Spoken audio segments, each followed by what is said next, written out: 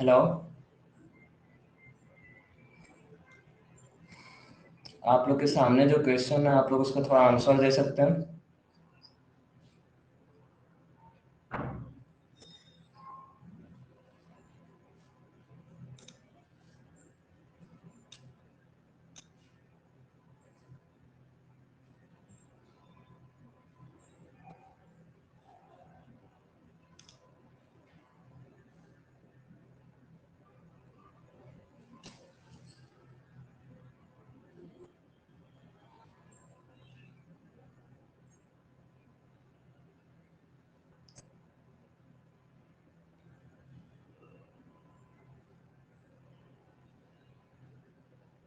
ए और B option में से आप लोग ऑप्शन चूज कर लीजिए।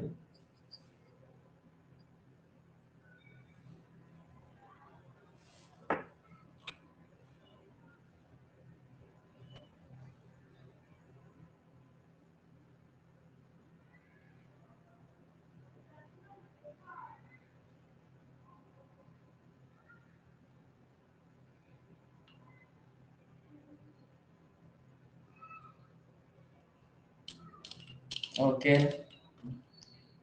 तो सबको व्हाइट बोर्ड पे पढ़ाना पसंद आ रहा है। ठीक है, तो हम अपने क्लास से स्टार्ट करते हैं। आज का जो हमारा क्लास रहेगा वो कम्प्लीटली ओरल रहेगा। ओरल का मतलब ये है कि आज कम्प्लीटली हम लोग बोलेंगे, ठीक है। तो कम्प्लीटली बोलने का मतलब फिगर आज में नहीं रहेंगे, रिटन क्लास रहेंगे, लेकिन कुछ हमें बनाना बनाना नहीं है, ठीक है। तो हमारा जो कल तक का टॉपिक चला था वो हम लोग एल्गी में पढ़े थे। प्लांट में पांच किंगडम, प्लांट में पांच फाइलम होते हैं। पांच फाइलम में कौन कौन से आते हैं? एल्गी आता है, ब्रायोफाइट आता है, टेरिडोफाइट आता है, जिम्नोस्पर्म आता है, एंजियोस्पर्म आता है। एंजियोस्पर्म के बारे में देखा जाए तो एक हिबिस्कस का फ्लावर है जिसे सेकंड चैप्टर में अच्छे से पढ़ना है। आज कंप्लीटली 12th का फर्स्ट चैप्टर मतलब देखा जाए एनसीईआरटी के भी अकॉर्डिंग और साइड बुक के अकॉर्डिंग जितना भी फर्स्ट चैप्टर में एनसीईआरटी के और एनसीईआरटी के और साइड बुक में पॉइंट दिया था आज कंप्लीटली खत्म हो जाएगा, ठीक है। और कल से हम एनसीआर मतलब अगर 12th में लेके चलेंगे तो 12th में चैप्टर 2 लेके चलेंगे। और अगर हम कॉम्पिटिटिव एग्जाम्स में लेते चलते हैं तो सेल के ऑर्गेनेल्स को बताया जाएगा, दोनों को हम साथ में लेके चलेंगे। और 1 जुलाई तक क्लासेस एकदम रेगुलर चलने वाले हैं। 1 जुलाई तक के बीच में कोई भी मतलब डिफरेंस नहीं होगा। और अगर देखेंगे जरूरत पड़ेगी तो हम व्हाइट बोर्ड पे भी पढ़ाएंगे, और व्हाइट बोर्ड के साथ साथ हम इस स्लाइड्स पे भी पढ़ाएंगे। स्लाइड में ये रहेगा कि आपको क्लियरली दिखेगा, कुछ कहना नहीं पड़ेगा, और उसमें बोर्ड में आपको क्लियरली दिखता नहीं, तो इसलिए हम ये यूज कर रहे हैं, ठीक है। तो ठीक है, अपने टॉपिक पे आते हैं। एल्गी के बारे में हमने पढ़ा था। एल्गी में गैमीट जो होते थे वो 3 टाइप के होते थे। किसके अकॉर्डिंग? स्ट्रक्चर और नेचर के अकॉर्डिंग जो गैमीट होते थे वो 3 टाइप के होते थे। कौन कौन से होते थे? अगर देखा जाए तो आइसोगैमस थे, एनिसोगैमस थे, ऊगैमस थे। आइसोगैमस में स्ट्रक्चर और साइज सेम था, एनिसोगैमस में स्ट्रक्चर साइज डिफरेंट डिफरेंट था। और उसके साथ अगर ऊगैमस का देखा जाए तो ऊगैमस में मेल गैमेट मतलब छोटा रहता है, फ्लैजिलेटेड बाई फ्लैजिलेटेड रहता है, और मोटाइल रहता है। छोटा बाई फ्लैजिलेटेड मतलब द्विकशाभी, मोटाइल मतलब चल सकता है। फीमेल गैमेट जो रहता है वो बड़ा रहता है, नॉन मोटाइल रहता है, अर्थात अचलनशील होता है, उनमें गति नहीं देखने को मिलती है, और निष्क्रिय रहता है। जिसमें हमने एग्जांपल में पढ़ा था क्लाइमेडोमोनास कॉपीफेरा। और चारा चारा आप मतलब ग्रेजुएशन लेवल पे काफी ज्यादा पढ़ने को मिलेगा। उसके बाद मतलब ओइडिकोनियम पढ़े पढ़े थे हम लोग, ठीक है। उसके बाद आज हमको पढ़ना था ब्रायोफाइटा, ठीक है। ब्रायोफाइटा के बाद थोड़ा बहुत हम टेरिडोफाइटा के बारे में पढ़ लेंगे। टेरिडोफाइटा के बाद जिम्नोस्पर्म और एंजियोस्पर्म, ठीक है। आज का हमारा टॉपिक हो गया ब्रायोफाइटा। और ब्रायोफाइटा के बारे में अगर हम कुछ पॉइंट लिखे तो अब इसमें से हम लोग को एंथीरिडियम और आर्किगोनियम 2 पार्ट पढ़ना पड़ता है। मतलब शॉर्टली अगर हम इसको अपनी भाषा में बोला जाए तो एंथीरिडियम मतलब एंथर बोल सकते हैं, लेकिन ये बहुत जगहों पे एंथीरिडियम इसमें यूज किया जाता है इन ब्रायोफाइटा, ठीक है। एंथीरिडियम का मतलब होता है क्या? मेल पार्ट, जिससे हम लोग कह सकते हैं पुंकेसर या परागकण, ठीक है। जिसमें ये सब पार्ट होते हैं वो एंथ्रीडियम होता है, मेल पार्ट होता है। उसके बाद जो फीमेल पार्ट होती है उसका नाम आर्टिगोनियम होता है, ठीक है। ये फीमेल पार्ट होता है।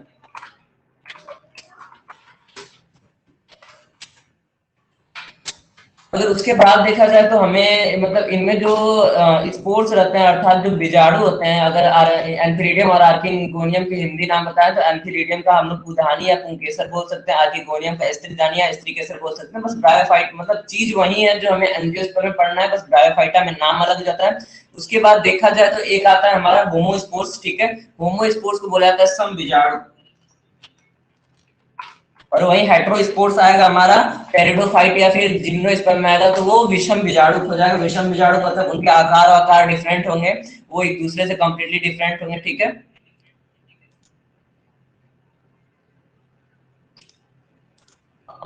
ठीक है, होमोस्पोर्स हो गया, होमोस्पोर्स को सम बीजाणु बोलेंगे कंप्लीटली, ठीक है। अगर इसके बाद देखा जाए तो इसमें और कुछ नहीं पढ़ना होता है। ब्रायोफाइटा में मेल पार्ट को एंथीरिडियम बोला जाता है, फीमेल पार्ट को आर्किगोनियम बोला जाता है। बाकी हम लोग पढ़ रहे हैं कौन सा, सेक्सुअल रिप्रोडक्शन। सेक्सुअल रिप्रोडक्शन के जो भी कल 10 पॉइंट थे वो 10 पॉइंट आप लोग को लिखवाए गए थे, यूट्यूब पे वीडियोस के अवेलेबल हैं, जो लोग कल क्लास अटेंड नहीं किए थे उसमें से देख सकते हैं। और ब्रायोफाइटा में एंथीरिडियम मेल पार्ट होता है, आर्किगोनिया फीमेल पार्ट होती है। रिप्रोडक्शन का काम मतलब जनरल रहेगा कि एंथीरिडियम पॉलन ग्रेन का रूप में है, तो पॉलन ग्रेन में से मेल गैमेट निकलेंगे, आर्किगोनिया से जाके मैच करेंगे। दोनों जो रहेंगे वो सम बीजाणु रहेंगे, अर्थात शेप साइज सब कुछ सेम रहेगा, क्रोमोसोम डिफरेंट रहेंगे, क्रोमोसोम्स मियोसिस प्रोसेस द्वारा बने रहेंगे, ठीक है। गैमेट जो रहेंगे वो मतलब कुछ में माइटोसिस बनते हैं, कुछ में मियोसिस बनते हैं। इसमें मोस्टली मतलब माइटोसिस ही यूज होता है मतलब गैमेट बनने के लिए। और उसका जो चार्ट है कि माइटोसिस और मियोसिस कब और कहाँ और कितने स्टेज में होता है, तो उसका चार्ट हमें पढ़ना है चैप्टर नंबर 3 में, जब ह्यूमन का आप पढ़ेंगे तो उसके बारे में भी हम आपको बता रहे हैं, ठीक है। इसके बाद ब्रायोफाइटा में बस हमें इतना ही पढ़ना होता है, और इतना में उनका रिप्रोडक्शन का प्रोसेस जो होता है वो खत्म हो जाता है। उसके बाद हमारा आता है टेरिडोफाइट, टेरिडोफाइटा, ठीक है। टेरिडोफाइटा में हमें क्या क्या पढ़ना होता है कि पहले इसमें जो गैमीट रहते हैं वो हेटेरोगैमीट आ जाते हैं, ठीक है। और मतलब इसमें स्पोरोफाइटिक होता है, स्पोरोफाइटिक मतलब स्पोर्स का बनना होता है, ठीक है। सेक्सुअल रिप्रोडक्शन होता है, लैंगिक जनन पाया जाता है। अब तक मतलब अब जब जितना पढ़ना है सब में सेक्सुअल रिप्रोडक्शन ही पाया जाएगा। और ये कैसे होते हैं, हेटेरोगैमीट होते हैं, मतलब विषम बीजाणु होते हैं, ठीक है। हेटेरोगैमीट के बाद देखा जाए मेन प्लांट इज स्पोरोफाइटिक होता है। इसमें मतलब जो मुख्य पौधा होता है वो बीजाणु होता है। बीजाणु मतलब इसमें क्या होंगे कि बीजाणु जो बनेंगे इसमें फल मतलब फल वल का देखा जाए तो नहीं बनेंगे, और या फिर इसके जो गैमेट होते हैं उसको गैमेटोफाइट मतलब या तो स्पोरोफाइटिक होते हैं या तो गैमेटोफाइटिक होते हैं, दो होते हैं। या तो गैमेट के रूप में बनेंगे, युग्मक के रूप में बनेंगे, या तो स्पोर्स यानी बीजाणु के रूप में बनेंगे, ठीक है। स्पोरोफाइटिक भी हो सकता है, गैमेटोफाइटिक भी होता है। और इसमें ध्यान देने वाली बात तो ये है कि अगर गैमेटोफाइटिक हुआ या फिर स्पोरोफाइटिक हुआ, इन दोनों में एक हमें चीज कॉमन देखने को मिलेगी, और वो कॉमन चीज क्या देखने को मिलेगी कि ये दोनों जो रहेंगे ये कंप्लीटली इंडिपेंडेंट रहेंगे, अर्थात इनकी कोई जो प्रोसेस होती है वो बंद ही नहीं रहेगी कि नहीं इनको एक सरफेस के अंदर ही रहना है, ये कंप्लीटली इंडिपेंडेंट पाए जाते हैं, ठीक है। और इसमें देखा जाता है इसमें पीढ़ी एकांतरण पाया जाता है, अल्टरनेशन ऑफ जनरेशंस पाया जाता है। हमारी वॉइसेस तेज होंगी या फिर कुछ भी आपको नहीं समझ में आएगा तो आप लोग बता दीजिएगा, ठीक है। लैंगिक जनन पाया जाता है, हेटेरोगैमेट होता है, स्पोरोफाइटिक होता है, ठीक है। और या तो स्पोरोफाइटिक होते हैं, अर्थात या तो ये बीजाणु यानी बीज के अणु बनाते हैं, या तो गैमेटोफाइटिक आप बोलते हैं यानी युग्मक बनते हैं, ठीक है। ये दोनों बनते हैं और दोनों स्वतंत्र रूप से पाए जाते हैं। अल्टरनेशन ऑफ जनरेशन मतलब होता है पीढ़ी एकांतरण इन्हें पाया जाता है, अर्थात इनकी पीढ़ी इनका पीढ़ी दर पीढ़ी एक ही रूप दिखता रहता है, ठीक है। अगर किसी को कोई भी प्रॉब्लम होगी तो आप लोग कमेंट कर सकते हैं।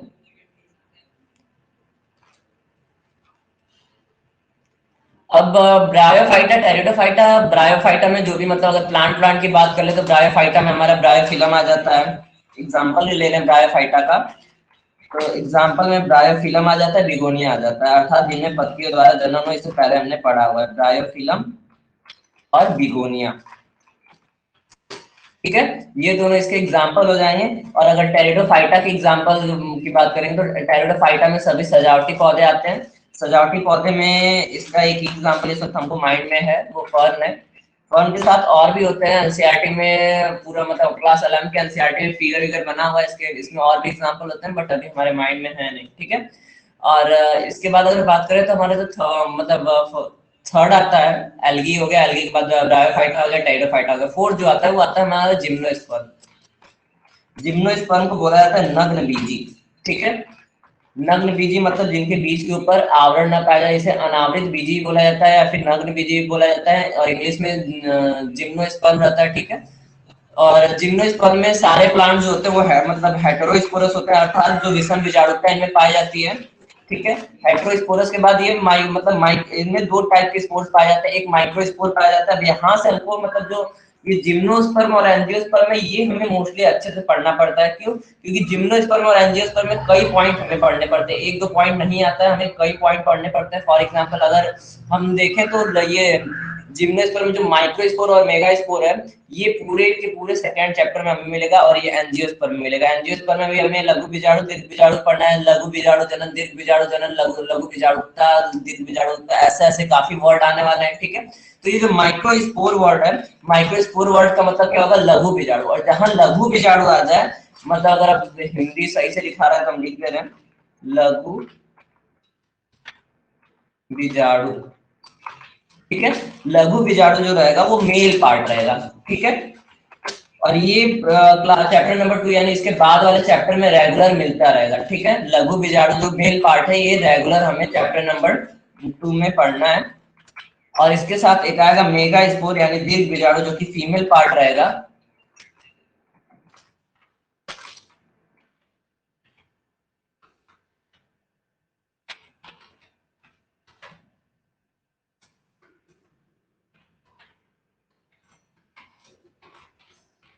ठीक है, ये कौन सा पार्ट रहेगा? ये फीमेल पार्ट रहेगा। और ये हमें पढ़ना होगा, मतलब ये हमें चैप्टर नंबर 2 में इसके बारे में काफी ज्यादा पढ़ना होगा, और हमें एंजियोस्पर्म के बारे में चैप्टर नंबर 2 पढ़ना होगा, चैप्टर नंबर 2 में पढ़ना होगा, ठीक है। आज कुछ हम एनसीईआरटी के पॉइंट्स उठाएंगे जो कि क्योंकि जो नीट वीट के क्वेश्चंस होते हैं वो कंप्लीटली एनसीईआरटी बेस्ड होते हैं, तो आज हम कुछ एनसीईआरटी के पॉइंट्स उठा के आपको जरूर बताएंगे कि क्या क्या क्वेश्चंस आते हैं, और उसमें कुछ इंटरेस्टिंग फैक्ट्स मिलेंगे। फॉर एग्जांपल जैसे अगर हम बांस वास की बात कर ले तो इसमें जो फ्लावरिंग फेज होता है ये माना जाता है, इन सब के बारे में पढ़ना पड़ता है, और ये काफी लंबा लंबा होता है, ठीक है। और इसमें मियोसिस की प्रोसेस होती है, अर्थात अर्धसूत्री विभाजन पाया जाता है, ठीक है। ओव्यूल फॉर्मेशन होता है, अर्थात बीजांड का निर्माण होता है। ये कंप्लीटली अब हमारा जिम्नोस्पर्म में मतलब एंजियोस्पर्म में आ जाएगा, आवृत बीजीय में आ जाएगा जैसा उसमें होता है, ठीक है। ओव्यूल फॉर्मेशन मतलब अंडा मतलब बीजाणु का निर्माण हो जाएगा इसमें, ठीक है। कुछ लोग की कंप्लेन कल ये भी थी कि उन लोगों में वीडियो प्रॉपरली नहीं चल रहा था, या फिर वो लोग मैसेज नहीं कर पा रहे थे, या फिर जो भी उनका प्रॉब्लम था। ये हमारी तरफ से कंप्लीटली नहीं है, क्योंकि अब हम कंप्लीटली नेट का ध्यान दे रहे हैं कहीं से क्लास एरर ना हो। इसमें 3 टाइप की सेल पाई जाती है। जनरेटिव सेल पाई जाती है, ठीक है। नाम बस अलग अलग है, काम वही होगा जो नॉर्मल में होता है। जनरेटिव सेल को जीन सेल या फिर जनन कोशिका भी कहा जाता है, ठीक है। उसके बाद जो दूसरी सेल आएगी वो स्टार्च सेल आएगी। स्टार्च सेल को वृंत कोशिका कहा जाता है, या फिर एक कह सकते हैं कि ये एंथीरिडियम का प्रतीक होता है। एंथीरिडियम का प्रतीक का मतलब क्या है कि इनसे क्या होता है, मतलब मेल पार्ट का, और मतलब मेल मतलब जो भी मेल का पॉलन ग्रेन होते हैं उनका फॉर्मेशन होता है। तो इसको सिंबल ऑफ एंथीरिडियम माना जाता है, एंथीरिडियम का प्रतीक माना जाता है, ठीक है। सिंबल ऑफ स्टार्च माना जाता है, मतलब इसमें से मेल पार्ट निकलता है, एंथीरिडियम निकलता है,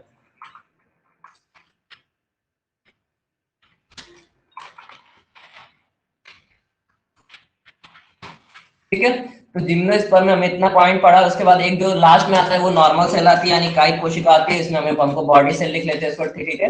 हिंदी में से काय काय कोशिका बोलेंगे, काय कोशिका बनेंगे, यानी एक कोशिका हो गई जिसके जिम्नोस्पर्म के प्लांट्स बने होते हैं। एक कोशिका हो गई जिनसे एंथीरिडियम यानी मेल पार्ट बनते हैं, यानी जिसमें उसमें पॉलन ग्रेन्स या फिर जो भी मेल पार्ट आ जाएगा। एक कोशिका हो गई जिनमें जनरेटिव सेल बनते हैं। जनरेटिव सेल मतलब जनन कोशिकाएं बनती है। जनन कोशिका में हमारे बीजांड फॉर्मेशन यानी बीजांड के निर्माण आ जाएंगे। और इनका निर्माण कैसे होता है? अर्धसूत्री विभाजन द्वारा होता है। इनमें 2 टाइप के बीजाणु पाए जाते हैं, एक लघु बीजाणु पाए जाते हैं, माइक्रोस्पोर पाए जाते हैं जिन्हें मेल पार्ट कहा जाता है। एक दीर्घ बीजाणु पाए जाते हैं, मेगास्पोर पाए जाते हैं जिन्हें क्या कहा जाता है? फीमेल पार्ट कहा जाता है, ठीक है। तो ये इनके पार्ट्स हो गए।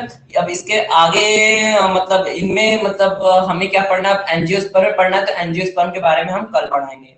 आज हम एंजियोस्पर्म के बारे में कंप्लीटली नहीं पढ़ाने वाले हैं, एंजियोस्पर्म के बारे में कंप्लीटली कल पढ़ा जाएगा। आज हम बस एनसीईआरटी के कुछ पॉइंट उठाएंगे ताकि हमारा एनसीईआरटी भी साथ में चलता रहे, साइड भी साथ में चलता रहे, ठीक है। और एनसीईआरटी के पॉइंट के साथ हम कुछ मतलब इसके में बता देते हैं। जैसे मैं पार्थेनोकार्पी की बात कर ले, यानी अनिषेक अनिश्चित बीजता जिसे कहते हैं पार्थेनोकार्पी की। पार्थेनोकार्पी जो है वो कॉम्पिटिटिव एग्जाम्स में पूछने वाला विशेष क्वेश्चन है, ठीक है। पार्थेनोकार्पी जैसे एक आता है पार्थेनोजेनेसिस। पार्थेनोजेनेसिस जो प्रोसेस होती है वो हमें पढ़नी होती है बीएससी में या फिर कॉम्पिटिटिव एग्जाम्स में 12th के, और बोर्ड एग्जाम से भी पूछता है कि जैसे मधुमक्खी हो गई तो मधुमक्खी में जनन की कौन सी प्रक्रिया पाई जाती है, ठीक है। मधुमक्खी में जनन की कौन सी प्रक्रिया पाई जाती है, मधुमक्खियां कैसे जनन करती है, तो उसमें 3 कैटेगरी पाई जाती है। कौन कौन सी कैटेगरी पाई जाती है? ड्रोन होता है, ड्रोन के साथ एक क्वीन होता है, ठीक है, क्वीन के साथ एक वर्कर होता है। ड्रोन को ही मेल पार्ट बोला जाता है, और इनमें जो गुणसूत्रों की संख्या रहती है वो अलग अलग रहती है, ठीक है। तो ये पार्थेनोकार्पी का मतलब पार्थेनोजेनेसिस होता है, यानी ये एनिमल में आ जा रहा है। और हम अभी पढ़ क्या रहे हैं, हम अभी कंप्लीट बॉटनी पढ़ रहे हैं, यानी वनस्पति विज्ञान में कैसे जनन होते हैं वो पढ़ रहे हैं। ये मेल पार्ट होता है, इसमें गुणसूत्रों की संख्या 16 होती है, जबकि फीमेल में 32 होती है, वर्कर में भी 32 होती है। इनमें कैसे जनन होता है, और इसमें जो मेल होता है इसमें 16 है, तो इसकी माता सिर्फ पाई जाती है, यानी ये इसके मदर होते हैं, फादर नहीं होते हैं। तो इसकी जो ये विशिष्ट प्रक्रिया है, इस विशिष्ट प्रक्रिया को ही पढ़ना होता है हमें जूलॉजी में, जंतु विज्ञान में, कि मधुमक्खियों में जनन कैसा होता है, गुणसूत्रों की संख्या कितनी होती है, नर मधुमक्खी के पिता क्यों नहीं होते हैं, सिर्फ माताएं क्यों होती हैं, उसका निर्माण कैसे हुआ रहता है, और अगर ऐसा है तो मतलब ऐसा फलों में भी होता है कि नहीं, ये चीज पढ़ना है। तो अब हम पढ़ेंगे अनयूजुअल मेथड्स ऑफ रिप्रोडक्शन, मतलब जनन के कुछ ऐसे मेथड्स, जनन की कुछ ऐसी प्रक्रियाएं जो कि अनयूजुअल होती है, मतलब अनौपचारिक रूप से पाई जाती हैं, ठीक है। हम हेडिंग डाल लेते हैं अनयूजुअल मेथड्स ऑफ रिप्रोडक्शन।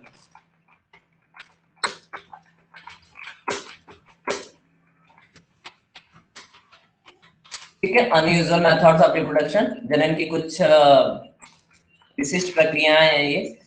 तो इसमें देखिए ये सारे जो वर्ड्स है ये पूछते हैं, ये गारंटी पूछते हैं कॉम्पिटिटिव एग्जाम्स में, ठीक है। कॉम्पिटिटिव एग्जाम्स में सारे क्वेश्चंस पूछने वाले हैं। और इसके बारे में अगर बात कर दें तो इसका जो मेन हेडिंग होगा वो हमारा होगा अगैमोस्पोरी।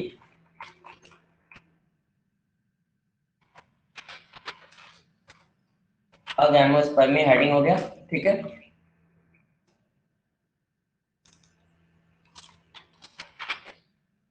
अगैमोस्पर्मी जो होता है वो 2 टाइप में बटा हुआ है। पहला वाला जो है वो हमारा होता है एपोस्पोरी। इन सबका हिंदी हम लिख दे रहे हैं, ठीक है। ये थोड़ा सा मतलब डिफरेंट चीजें हैं, ये आप लोग के लिए थोड़ी सी नई मिलेंगी। और इस ये काफी इंपॉर्टेंट है कि कॉम्पिटिटिव एग्जाम्स में ऐसे क्वेश्चंस अक्सर पूछते हैं, और खासकर अगर नीट की बात कर ले तो उसमें, बाकी नॉर्मल एग्जाम्स में तो पूछते ही हैं, ठीक है। इनके अगर हम हिंदी बोल दें तो एपोस्पर्मी का मतलब होता है अनिषेक बीजता। ठीक जैसे अनिषेक जनन होता है उसी तरह इसमें होता है अनिषेक बीजता, ठीक है। अनिषेक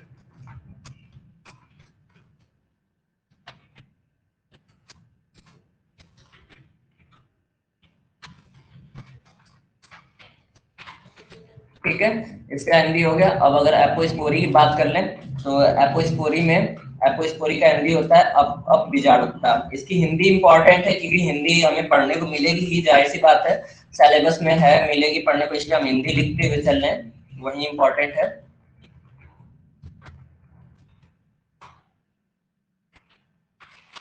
ठीक है। और एडवेंटिटियस इम्ब्रोनी का होता है, ये क्या हो गया, फिर से लिखना पड़ेगा,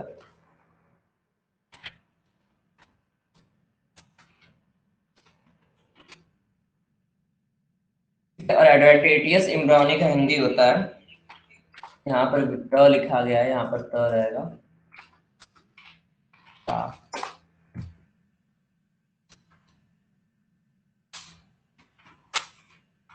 कुछ एरर चल रहा है इसमें, लग रहा है इधर का उधर लिखा जा रहा है। एडवेंटिटियस इम्ब्रियोनिक को बोलते हैं अपस्थानिक रूढ़ता, अपस्थानिक,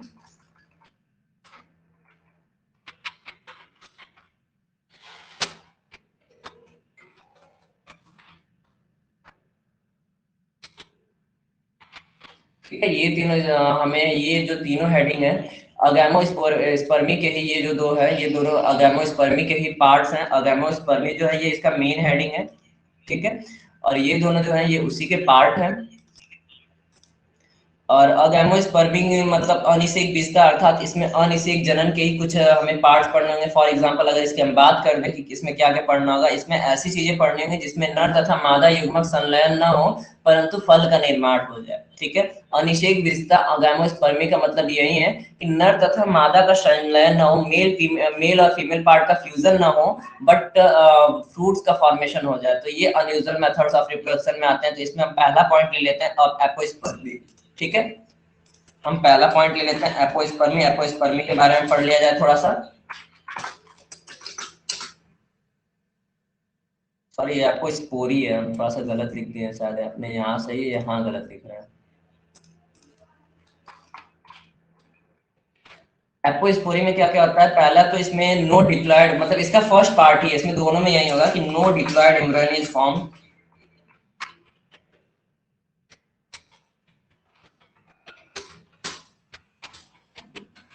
मतलब अगर हम बात करें अगैमोस्पर्मी, अगैमोस्पर्मी का मतलब भी होता है कि इसमें भ्रूण का निर्माण नहीं होगा, और अगर भ्रूण का निर्माण होगा भी तो वो कैसा रहेगा, हैप्लॉयड रहेगा। ठीक है,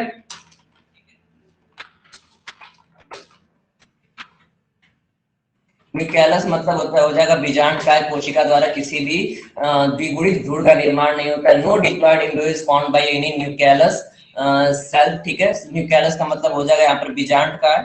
ठीक है, यहाँ पर बी मतलब अंडाशय या फिर अंड का निर्माण हो जाएगा।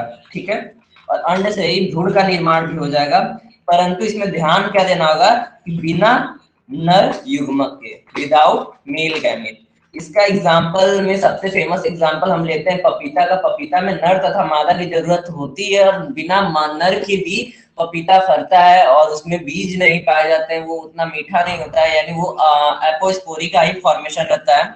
ठीक है, और उसको नॉर्मली बोला जाता है parthenogenesis food, parthenocarpy food. Parthenocarpy food मतलब अनिषेक फलन। ठीक है, और अनिषेक फल रहता है, यानी उसमें जो फल का निर्माण हुआ रहता है वो जैसे अगर हम बोल रहे हैं पपीता है, तो पपीता दो तरीके से फल लेता है। पहला पपीता जब फल लेता है उसमें नर तथा मादा पार्ट दोनों रहेंगे, मेल और फीमेल गैमेट के फ्यूजन रहेगा कंप्लीटली। और जो दूसरा पार्ट रहेगा उसमें या तो सिर्फ और सिर्फ मेल गैमेट रहेगा, या तो सिर्फ और सिर्फ सॉरी मेल गैमेट रहेगा ही नहीं, सिर्फ और सिर्फ फीमेल गैमेट पाया जाएगा। वो पार्थेनोकार्पी का ही ये एपोस्पोरी और एडवेंटिशियस एम्ब्रियोनिक पार्ट है। ठीक है, अगर इसकी एग्जांपल हम ले लें तो इसके एग्जांपल में आता है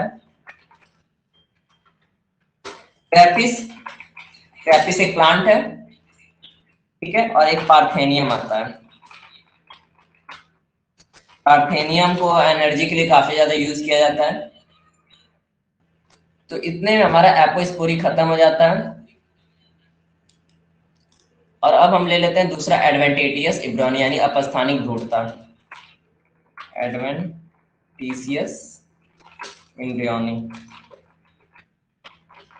ठीक है, यानी अपस्थानिक भ्रूणता हो जाएगा। इसमें क्या होता है, मतलब कुछ कोशिकाएं जो रहती हैं, मतलब इसमें क्या होता है कि जो मेन अंडाशय रहता है या फिर मेन नर युग्मक या नर परागकण रहता है, उनसे निर्माण नहीं होता है। ठीक है, ये किसी अन्य कोशिका से ही भ्रूण का निर्माण कर लेगा। इसमें हमें क्या ध्यान लिखना होगा कि न्यूक्लियस या फिर इंटीग्यूमेंट्स।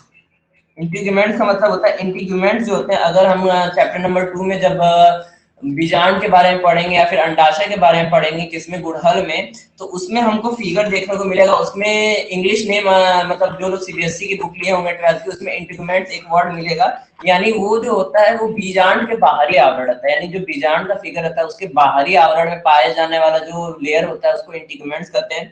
तो कभी कभी क्या होता है कि जो मतलब बीज का निर्माण है वो न्यूक्लियस बीजांडकाय द्वारा होता है, या फिर इंटीग्यूमेंट। बीजांडकाय मतलब बीज, बीजांड के चारों ओर पाए जाने वाली काय। ठीक है, या फिर इंटीग्यूमेंट द्वारा होता है। तो जब ऐसे निर्माण होता है बीज का, तो ऐसे में जैसे जो मुख्य अंडाशय था उससे तो बीज का निर्माण हुआ नहीं।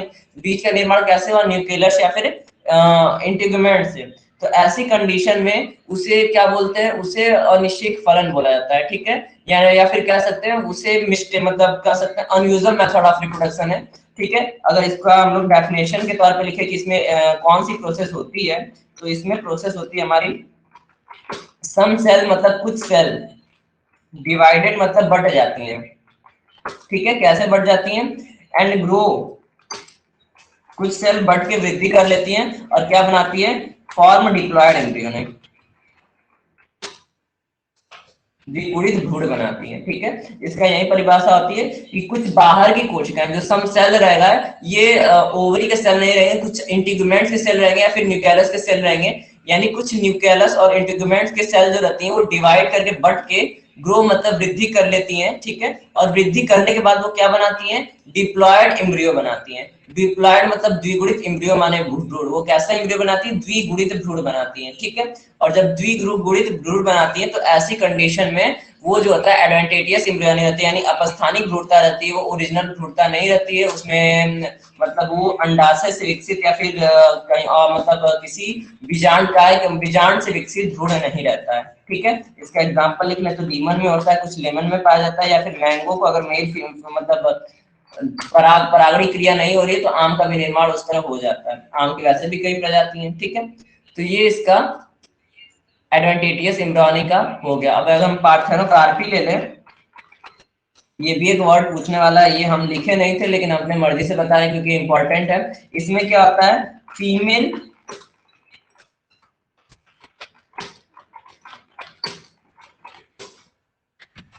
फीमेल एम्ब्रियोनी जो रहता है, वही फीमेल ओवरी जो रहता है, यानी जो मादा ओवरी मतलब अंडाशय जो रहता है वही फल में बदल जाता है कंप्लीटली। ठीक है, और इसमें मतलब मेल गैमेट का रिक्वायरमेंट होता है नहीं है। ठीक है, मेल गैमेट एब्सेंट रहता है,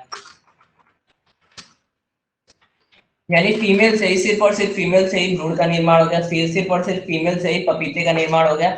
ऐसी कंडीशन में जो फल रहता है उसके अंदर सीड एब्सेंट रह सकते हैं, फ्रूट में हैव मतलब सीड्स में हैव एब्सेंट इन फ्रूट। ठीक है, सीड्स में एब्सेंट इन फ्रूट, फल में बीज अनुपस्थित पाए जा सकते हैं ऐसी कंडीशन में। और इसी प्रक्रिया को हम पार्थेनोकार्पी यानी अनिषेक फलन बोलते हैं। और इसका सबसे बेस्ट एग्जांपल जो हमें पढ़ना होता है वो होता है पपाया। पपाया माने पपीता।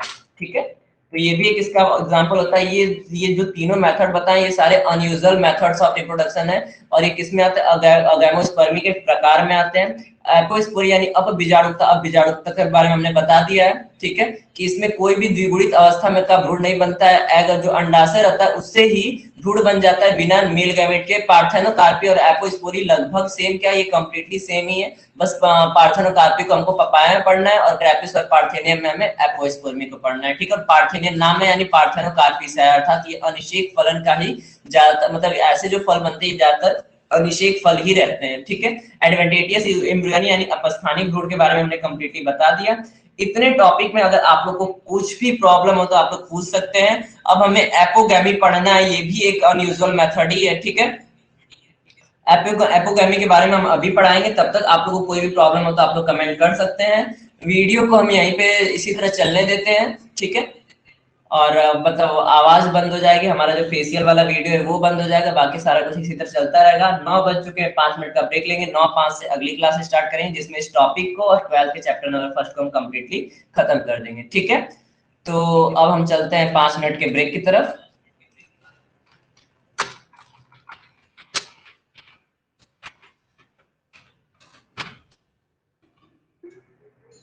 5 मिनट ब्रेक है, video off, mic of.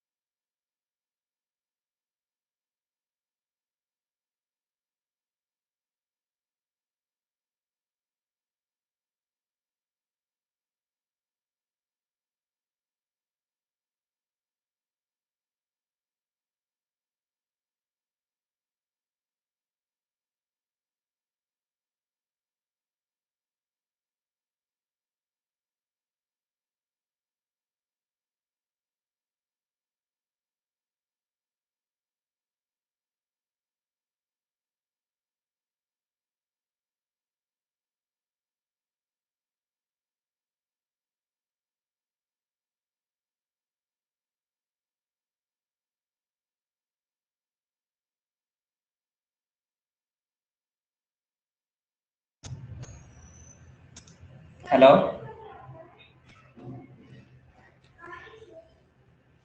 Okay, तो हमको लग रहा है कुछ लोग में हमारा वीडियो हो सके तो नहीं चल रहा हो, लेकिन वीडियो से नहीं मतलब है, हमें अपने प्रेजेंटेशन से मतलब है। सेकंड टाइम क्लास स्टार्ट करने में अक्सर ऐसा होता है कि वीडियो रुक जाता है, ठीक है। हम अपने प्रेजेंटेशन को लेके चलते हैं आगे। अब हमें जो पढ़ना है एपोगैमी पढ़ना है। एपोगैमी भी एक इम्पॉर्टेंट है। जैसे हमारा एक आता है अनिषेक बीजता। अनिषेक बीजता यानी अगैमोस्पर्मी होता है, उसी का दूसरा पार्ट एक होता है मतलब एपोगैमी। एपोगैमी को बोला जाता है अपयुग्मन। और ये पूछा था नीट मतलब लॉकडाउन से पहले, आई होप 2019 में पूछा था। नीट नीट 2019 में एपोगैमी पूछा था, अपयुग्मन पूछा था, ठीक है। क्योंकि ये क्वेश्चन उस वक्त हमसे पूछा मतलब पुटअप किया गया था 2021 में, और शायद 2019 और या फिर 20 का वो पेपर था, ठीक है। तो एपोगैमी का हम हिंदी में लिख देते हैं अपयुग्मन, ठीक है। अपयुग्मन इसका हिंदी होता है। और अगर इसमें पॉइंट्स पढ़ लिया जाए तो इसमें पहला कहता है कि कभी कभी, मतलब अब हम क्या करते हैं कि सीधे सीधे इसका डेफिनेशन ही लिख देते हैं। डेफिनेशन लिखने के बाद एग्जांपल लिख देंगे एक और हो जाएगा, ठीक है। समटाइम्स, कभी कभी क्या होता है कि इम्ब्रियो का निर्माण हो जाता है। इम्ब्रियो इज फॉर्म्ड, इम्ब्रियो का निर्माण हो जाता है विद अनदर सेल, किसी और कोशिका से, ठीक है, at the place of haploid embryo cell.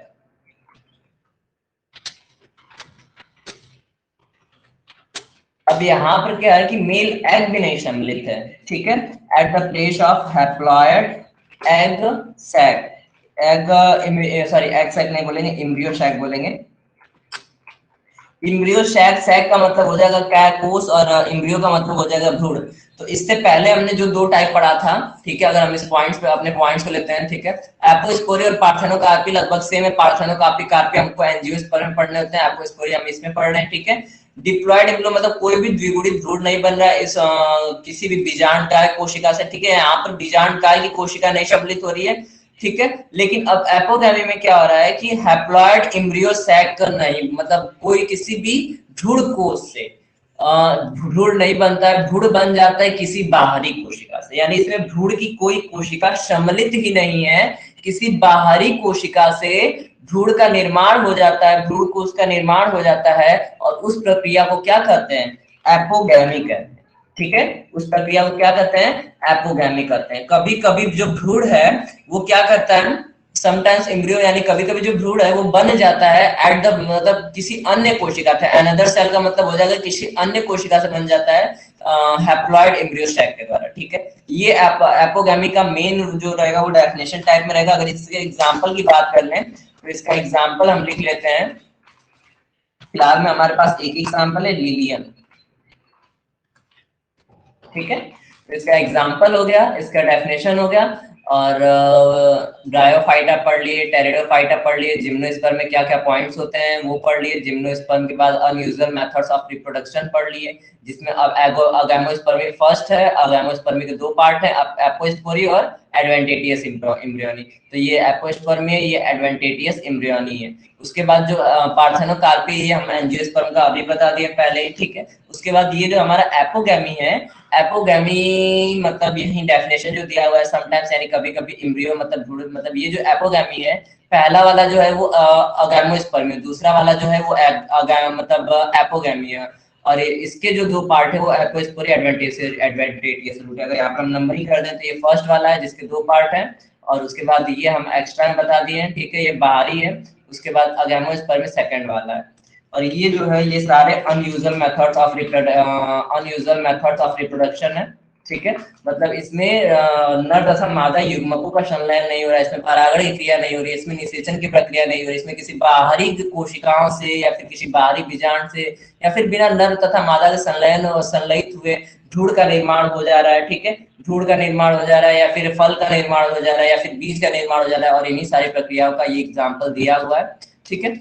तो अब इसके साथ हमारा ये टॉपिक खत्म हो जाएगा। अब अगर हम बात करें तो अब हम कुछ एनसीईआरटी के, क्योंकि एनसीईआरटी में हेडिंग नहीं डाली होती है, तो कुछ एनसीईआरटी जो मेन पॉइंट है उनके बात कर लेते हैं, ठीक है। एनसीईआरटी का जो पहला पॉइंट है वो आता है हमारा सेक्सुअल मैचुरेशन का। ठीक है ना।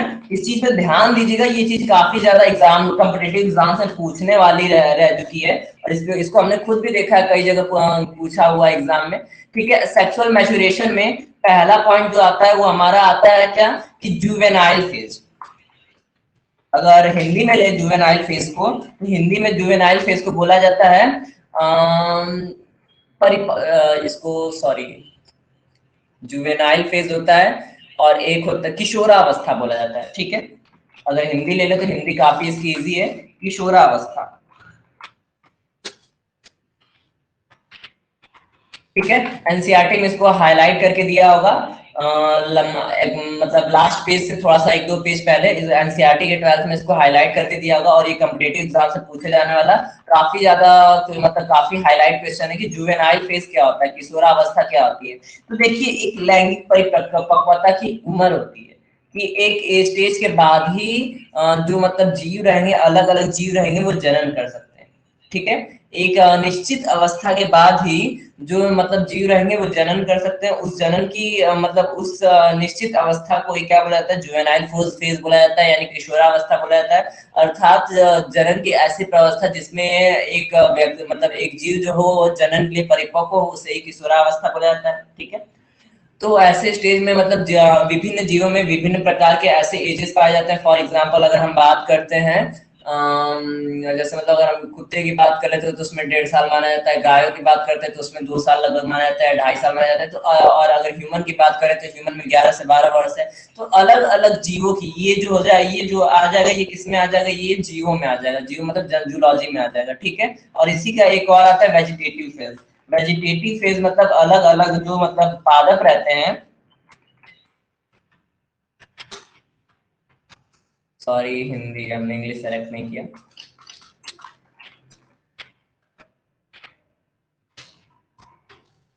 तो ये जो होता है हमारा, ये वो अवस्था होती है, इसको बोलते हैं कायिक अवस्था हिंदी में। ठीक है, हिंदी हमको थोड़ा सा याद नहीं है, कायिक अवस्था। ये सारे एनसीईआरटी में ये दोनों वर्ड्स हाईलाइट करके दिए होंगे। ये अक्सर एग्जाम कॉम्पिटिटिव एग्जाम से पूछते हैं कि जुवेनाइल फेज यानी किशोरावस्था क्या होती है। तो जुवेनाइल फेज यानी जनन की प्रावस्था तक पहुंचने की उम्र को ही क्या कहते हैं, जुवेनाइल फेज कहते हैं। और कायिक और पौधों में एक कायिक अवस्था होती है, अर्थात जनन की अवस्था को नहीं कहेंगे, जनन से पाए जाने वाले पहली की अवस्था कहेंगे। यानी 1 से जो 12 वर्ष का उम्र होती है मनुष्यों में, नर तथा मादाओं में, वो क्या होती है, किशोरावस्था होती है। किशोरावस्था के बाद लैंगिक परिपक्वता आती है, अर्थात तभी वो जनन के लिए कंप्लीटली परिपक्व हो पाते हैं। ठीक है, उसके बाद अगर कायिक अवस्था यानी वेजिटेटिव फेज की बात करें तो वेजिटेटिव फेज में क्या होता है कि मतलब अगर गुलाब जो है, गुलाब को हम लोग लगा तो दिए, गुलाब का पेड़ तो उग रहा है, लेकिन जब तक उस पर कली खिलना नहीं शुरू होगी, यानी जनन की मतलब जब तक वो जनन अवस्था तक नहीं पहुंचेगा, वो अब उसको 6 महीने लगे या साल भर लगे, यानी जो मतलब उसको हम कह सकते हैं कि जनन अवस्था से पहले की जो अवस्था रहती है उसे पादपों में कायिक अवस्था कहा जाता है, और जंतुओं में किशोरावस्था कहा जाता है। ये जो एनसीईआरटी के पॉइंट्स हैं ये उसके, और इसके मतलब इसके साथ हमने एक और पॉइंट्स आपको पहले बताया हुआ था। वो पॉइंट्स हमने क्या बताया था, वो सॉरी प्लांट्स के बारे में बताया था। प्लांट्स जो होते हैं वो एनुअल होते हैं, एनुअल मतलब वार्षिक होते हैं। ठीक है, और दूसरे जो होते हैं बाइनवल होते हैं यानी द्विवर्षीय होते हैं, और तीसरे जो होते हैं वो पेरिनियल होते हैं यानी बहुवर्षीय होते हैं। इसके बारे में हमने आपको पहले ही बता चुका है। ठीक है, पेरिनियल होते हैं ये सारे, पेरिनियल मतलब बहुवर्षीय। एक जो पादप होते हैं जैसे मतलब एनुअल पादप तो ले रहे हैं, कुछ जो पादप होते हैं वो 3 महीने में, जैसे अगर चावल की बात करें तो ये अपना 3 महीने में 4 महीने में ये अपना जीवन काल कंप्लीट कर लेता है।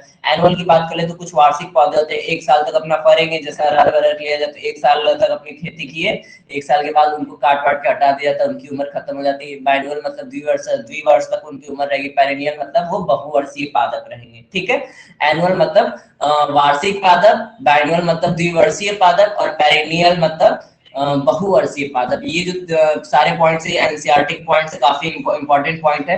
अब जो हम बताने वाले हैं ये भी हमारे एनसीईआरटी पॉइंट्स में ही है। ठीक है, एनसीईआरटी के जितने पॉइंट्स दिए हुए सारे इंपॉर्टेंट और सबके सब कॉम्पिटिटिव एग्जाम्स में पूछने वाले हैं। ठीक है, तो अब इस पॉइंट्स को हम लिख लेते हैं। एनसीईआरटी का जो एक मतलब लेक्चर में लिखा हुआ है बीच में, तो इसलिए वो क्वेश्चन कॉम्पिटिटिव एग्जाम्स में तो पूछता है, लेकिन उसको लोग पढ़ नहीं पाते, और एनसीईआरटी की एक एक लाइन पढ़नी बहुत जरूरी होती है। ये 12th की एनसीईआरटी की लाइन है, ठीक है।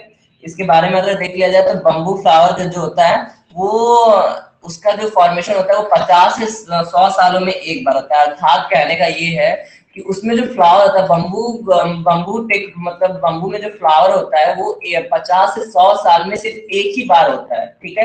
यानी या तो बांस में 50 साल में एक बार फूल खिलेगा और उसके बाद उसका जीवन काल समाप्त हो जाएगा, और या तो 100 साल में एक बार खिलेगा या और उसका जीवन काल समाप्त हो जाएगा, ठीक है। ये जो है पॉइंट, ये काफी इंपॉर्टेंट पॉइंट है कि जो मतलब बांस होता है ये 50 से 100 साल में एक ही बार फूल और फल देगा और उसके बाद समाप्त हो जाएगा। और इसमें जो number of flowers and fruits होते हैं वो काफी ज्यादा होते हैं। इसको हम लोग लिख सकते हैं, इसका इसमें दूसरा पॉइंट कि produces large number of fruits and die.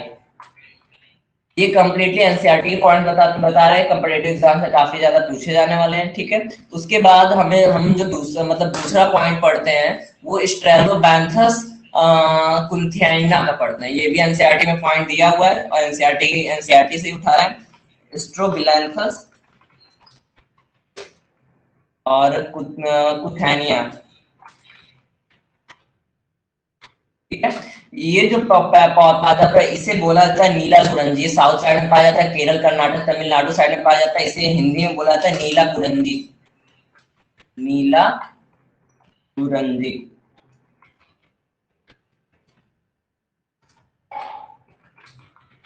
ठीक है। ये बहुत ज्यादा इंपॉर्टेंट पॉइंट है, ये भी अक्सर ये कॉम्पिटिटिव एग्जाम के साथ साथ ये पूछा था मल्टीपल चॉइस क्वेश्चन में 12th के, और 2019-20 में पूछा था कि सॉरी ये स्पेलिंग थोड़ा सा हम शायद गड़बड़ लिखे हैं यहाँ पर, स्ट्रोबिलैंथस होगा, स्ट्रीबिलैंथस नहीं होगा, ठीक है। स्ट्रोबिलैंथस कुथैनिया जो नीला कुरंजी पादप है, ये 12 साल में एक बार फूल देता है, ठीक है।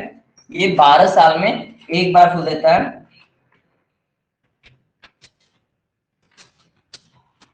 जब देता है तो बहुत ज्यादा देता है। और ये लास्ट टाइम फूल जब खिला था इसका तो 2006 में खिला था, ठीक है। और सितंबर से मतलब ये सारे पॉइंट्स याद रखिएगा, ये बहुत इंपॉर्टेंट पॉइंट है। सितंबर से अक्टूबर मंथ में 2006 में ये फूल खिला था, और जब खिला था तो कहाँ खिला था, इसका प्लेस क्या है, केरल साइड में, कर्नाटक साइड में और तमिलनाडु में है। यानी ये प्लांट कहाँ पाए जाते हैं, केरल कर्नाटक तमिलनाडु में पाए जाते हैं, भारत के साउथ साइड में पाए जाते हैं। और इनकी पॉइंट मतलब ये 12 साल में एक ही बार फूल देते हैं, और सितंबर अक्टूबर 2006 में आखिरी बार फूल दिए हुए थे। यानी 2006 से 2016 10 साल हो गए। 2018-19 में इसका नया न्यूज आया होगा कि इसमें मतलब फिर से फूल खिले होंगे, ठीक है। और जब फूल खिलते हैं तो मानो मतलब इतनी ज्यादा की संख्या में फूल खिलते हैं, इतनी ज्यादा की संख्या में फूल झड़ते हैं कि कर्नाटक, केरल और तमिलनाडु के सड़कों पे एक फूलों की चादर बिछ जाती है, और बहुत मोटी चादर बिछ जाती है, और इतनी मतलब इतना सुंदर नजारा हो जाता है इतने ज्यादा फूलों के कारण कि वहां पर पर्यटकों की भीड़ लग जाती है। यानी 12 साल में एक बार जब ये फूल खिलता है तो, और कर्नाटक, केरल और तमिलनाडु साइड में वहां पर टूरिस्ट प्लेस बन जाता है, वहां पर कई लोग विजिट करने जाते हैं सिर्फ और सिर्फ इस फूलों की मोटी सी चादर और फूलों के नजारों को देखने के लिए। ये एनसीईआरटी का मतलब ये जो दो पॉइंट बताया, एक बम्बू का और एक मतलब स्ट्रोबिलैंथस कुथैनिया का, यानी नीला कुरंजी हिंदी में बोला जाता है। ये सारे पॉइंट जो है ये कॉम्पिटिटिव एग्जाम से पूछे जाने वाले बहुत इंपॉर्टेंट पॉइंट है, इसलिए इसको पढ़ना बहुत जरूरी होता है, ठीक है। और अगर इसके बाद देखा जाए तो जुवेनाइल फेज जो होता है, सॉरी इसमें ये जो जुवेनाइल फेज यानी जो किशोरा अवस्था होती है, किशोरा अवस्था मॉर्फोलॉजिकल और फिजियोलॉजिकल चेंज पे रहती है कि कोई जो जीव है ये मॉर्फोलॉजिकली मतलब बाह्य आकारिकी के रूप से, और फिजियोलॉजिकली को हम लोग एनाटॉमिकली बोल सकते हैं, ठीक है। फिजियोलॉजिकली मतलब उनको कोशिकीय स्तर पे या फिर सूक्ष्म स्तर पे पढ़ना होता है, और यहाँ पर हम एनाटॉमिकली मतलब कर सकते हैं कि आंतरिक बदलाव के कारण, ठीक है। जो जुवेनाइल फेज होता है वो अलग अलग जीवों में अलग अलग होता है, क्यों होता है, एनाटॉमिकली होता है, अर्थात मतलब आंतरिक बदलाव के कारण होता है, और अलग अलग जीवों में अलग अलग पाया जाता है। कोई जीव एक डेढ़ साल मतलब जब 1 साल या 2 साल पहुंचेंगे तभी रिप्रोडक्शन के लिए मैच्योर हो जाते हैं। मनुष्य में देखा जाए तो 10 से 12 साल की उम्र है। अलग अलग जीवों में अलग अलग उम्र होती है, वो डिपेंड करता है उनके बाह्य आकारी के और आंतरिक आकारी के ऊपर। या फिर इनको नॉर्मली बोल सकते हैं कि इनके अंदर जो मतलब जनन प्रावस्था होती है वो सक्रिय होती है। ये डिपेंड करता है किस पे, उनके हार्मोनल स्टेज पे, कि कब उनके हार्मोन्स जो है, कब उनके जो जो मतलब उनके अंदर हार्मोन्स पाए जा रहे हैं वो कब सक्रिय हो रहे हैं, ये उस पर डिपेंड करता है कम्प्लीटली। ठीक है। और एक जो पॉइंट आता है इसमें ये आता है ओवी, मतलब अभी भी हम एनसीईआरटी पॉइंट्स ही पढ़ रहे हैं। एनसीईआरटी पॉइंट्स काफी इंपॉर्टेंट होते हैं और आज जो चैप्टर हम कंप्लीट कर रहे हैं बहुत इंपॉर्टेंट चैप्टर था। इसके सारे पॉइंट्स इंपॉर्टेंट है जो कि आज कंप्लीटली खत्म हो रहे हैं। ठीक है। तो अब ये जो पॉइंट्स है इसमें एक पॉइंट आता है ओवीपोरस। ओवीपोरस मतलब जो एग लेइंग और मतलब ऑर्गेनिज्म होता है। एग लेइंग मतलब अंडे देने वाले जो ऑर्गेनिज्म होते हैं उसे क्या कहा जाता है, ओवीपोरस बोला जाता है। ठीक है। और जो दूसरा आता है वो आता है वीवीपोरस। और जो वीवी पोरस होते हैं वो क्या होते हैं, वो डायरेक्टली मतलब बेबी बर्थ ऑर्गेनिज्म होते हैं, मतलब वो डायरेक्ट जीव मतलब या फिर शिशु का जन्म देते हैं। ठीक है। तो ये दो पॉइंट पूछता है कि ओविपोरस एनिमल्स कौन होते हैं, विविपोरस एनिमल्स होते हैं। ये मतलब ये तो अभी हम 12th में पढ़े। ये क्वेश्चन बीएससी थर्ड ईयर में भी पूछा था कि ओविपोरस और विविपोरस किन्हें कहा जाता है। तो ये सब मतलब, और ओवी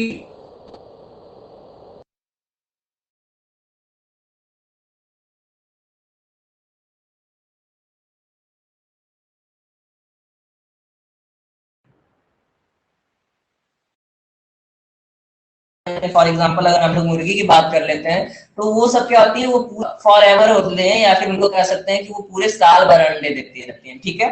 और कुछ जो बर्ड्स होते हैं, फॉर एग्जांपल कुछ जो एनिमल्स होते हैं, एग्जांपल में हम फ्रॉग ले लेते हैं। ठीक है। फ्रॉग के साथ लिजार्ड ले लेते हैं। लिजार्ड के साथ अगर हम कुछ क्रो व्रो की बात कर लेते हैं, कौवे की बात कर ले या लेते हैं, या फिर बुलबुल की बात कर लेते हैं, तो ये सब कैसे होती है, ये सब सीजनल लेइंग एग होते हैं। ठीक है। ये सब जो जीव होते हैं वो सीजनल होते हैं। और ये जो मतलब ये जो पोल्ट्री फार्म वाले होते हैं ये सब कैसे होते हैं, ये पूरा कंप्लीटली मतलब ये होल ईयर देते हैं। ठीक है। पूरे साल भर तक अंडे देते रहते हैं। इनका मतलब ये इनके जो अंडे देने के पीछे रीजन होता है, ये कंप्लीटली व्यापारिक तौर पे होता है, ट्रेडिशन टाइप पे होता है कि ये मतलब जो भी अंडे देते हैं इसमें सिर्फ और सिर्फ मनुष्य जाति का ही व्यापार होता है। ठीक है। और ये पोल्ट्री फार्म में हमारे जो मुर्गी आते हैं या फिर जो भी जीव आते हैं जिन्हें हमेशा मतलब हर मंथ अंडे दिलवाया जाता है, पूरे साल भर अंडे दिलवाए जाते हैं, ये वो होते हैं। और फ्रॉग, लिजार्ड या फिर हम लोग क्रो की बात कर ले या फिर बुलबुल, मैना, ये जो चिड़िया आती है ये सब सीजनल होती है। इनका जब सीजन आता है तो घोंसला बनाती है, घोंसला बना के अंडे देंगे। जब इनके अंडे मतलब अंडे फूटेंगे, बच्चे होंगे, बच्चे उड़ने सीख जाएंगे तो ये अपना या फिर बच्चे जब चलना सीख जाएंगे तो ये उनको छोड़ देते हैं कम्प्लीटली। ठीक है। तो ये प्रक्रिया आती है। एक जो पार्ट होता है वो ओविपोरस होता है और दूसरा जो पार्ट होता है वो विविपोरस होता है। ठीक है। ये एक एनसीईआरटी का पॉइंट आता है। और इसके साथ एक दो और पॉइंट आता है, वो आता है ओएस्ट्रस साइकिल। ये भी इंपॉर्टेंट पॉइंट है कॉम्पिटिटिव एग्जाम्स वाले। और दूसरा जो है वो मेंस्ट्रुअल साइकिल है, मेंस्ट्रुअल। तो सीधी सी बात है, ये नॉन ऑयस्टर साइकिल जो है वो नॉन प्राइमेट में पाया जाता है। नॉन प्राइमेट मतलब प्राइमेट में क्या आते हैं, बंदर और ह्यूमन और जो चिंपैंजी होते हैं वो सारे आते हैं। यानी मनुष्यों की और जो बंदरों की प्रजाति होती है उनको छोड़ दिया जाए तो मनुष्य और बंदरों की प्रजाति में क्या पाया जाता है, मेंस्ट्रुएशन साइकिल पाया जाता है, अर्थात मासिक धर्म पाया जाता है। यानी पर मंथ उनका जो मतलब पीरियड्स होते हैं ये सब पाए जाते हैं बंदरों में। और चिंपैंजी, गोरिल्ला जो हुए या फिर जो मतलब बंदरों की जितनी प्रजाति होती है उनमें पाया जाता है, यानी प्राइमेट गण में पाया जाता है कंप्लीटली मेंस्ट्रुएशन साइकिल की प्रोसेस। ठीक है। ये एक विशेष प्रक्रिया है जन्म के लिए। ठीक है। मतलब प्रत्येक माह जो एक एग रिलीज होता है ये है। और जो ओएस्ट्रस साइकिल है, ओएस्ट्रस साइकिल में क्या होता है कि ओएस्ट्रस साइकिल में जब मतलब जनन की प्रावस्था आती है, फॉर एग्जांपल अगर हम कुत्तों की बात कर लेते हैं, ये सब मैमल्स में मतलब ये सब मैमल्स में तो आते हैं, स्तनधारी में तो आते हैं, पर ये सब प्राइमेट नहीं, ये सब क्या है, नॉन प्राइमेट है। तो जब सीजनल इन सब का आता है तो इन सब में मतलब 1-2 महीने तक ब्लड का सेक्रेशन होता है। यानी ये सब पर ईयर में 1-2 बार जब उनके मतलब जनन का प्रावस्था आती है तो ऐसे में जब उनके हार्मोनल एक्टिव होते हैं तो उनके जो भ्रूण होते हैं, ठीक है, यानी जो बीच के भ्रूण होंगे कुत्तियां जो मतलब उसके फीमेल है उसके जब भ्रूण होंगे तो उनमें से हल्का सा मतलब ब्लड की जो प्रोसेस होगी वो होगी, एग रिलीज होंगे 5 से 6।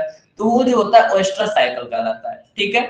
और ये नॉन प्राइमेट में पाया जाता है। जो मेंस्ट्रुएशन साइकिल होता है वो पर मंथ पाया जाता है और लाइफ टाइम तक पाया जाता है। जब जब मतलब जब एक ऑर्गेनिज्म जो है मतलब या फिर जब एक प्राइमेट जो है वो जुवेनाइल फेज को क्रॉस कर लेता है, किशोरावस्था क्रॉस कर लेता है, जब जनन प्रावस्था में आता है, जब उसके पीरियड्स स्टार्ट होते हैं, तो लगभग ये मतलब मेनार्की जब स्टार्टिंग फेज को मेनार्की करता है और ये मेनोपाज तक कंप्लीटली हर मंथ चलता रहता है। ठीक है, तो ये प्रोसेस पाया जा रहा है किसमें,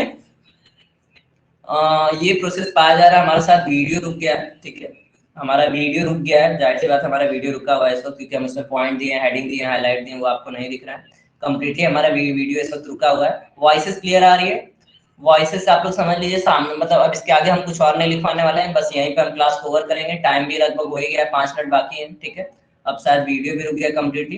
तो जितना पॉइंट आप हमने पढ़ा है बस उतना ही पॉइंट है, उससे ज्यादा हमें और कुछ पढ़ना नहीं है।